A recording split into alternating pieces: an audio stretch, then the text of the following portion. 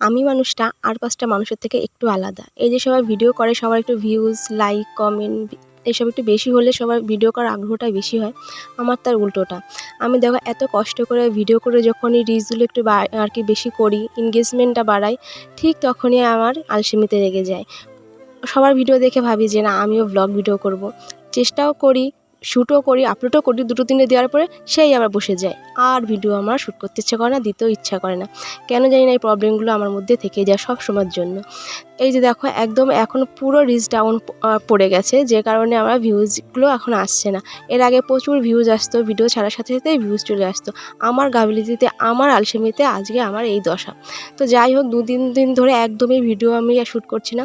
তো এই কদিন ধরে ভাবছিলাম যে একটা ফুল গাছ যে লাগাবো করে, তারপর যে কোনো ভিডিও যখন শ্যুট করা হয় তাহলে এটা একটু শ্যুট করে পোস্ট করব ভাবছি।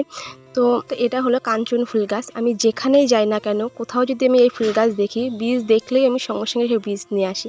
আর বাড়িতে এসে আমি রীতিমতো সেই বীজ ছড়িয়েও দিই, আর চারাও হয়। আর আমার বাবা কী করে, বীজ তেল দিয়ে সেই গাছগুলোকে মেরে ফেলে। আজকে কড়া শাসনে বলে দিয়েছি যে আমার গাছ যেন একটাও না মরে, যে কারণে আমি টবে আর কি বীজগুলো ছড়িয়েছিলাম গাছগুলো হওয়ার জন্য। আর হয়েছেও তাই সুন্দর। তা সেই গাছটা দেখো এনে এই যে এখন পুঁতে দিলাম। আর সেইভাবে বলে দিয়েছি এই গাছ যদি মরে এবার, তাহলে কিন্তু ভীষণ খারাপ হয়ে যাবে। কারণ আমার এখনও পর্যন্ত একটা গাছ আমার হতে দেয় না। আর আমার এই ফুল দিয়ে পুজো দিতে আমার খুব ভালো লাগে। তোমাদের কি ভালো লাগে?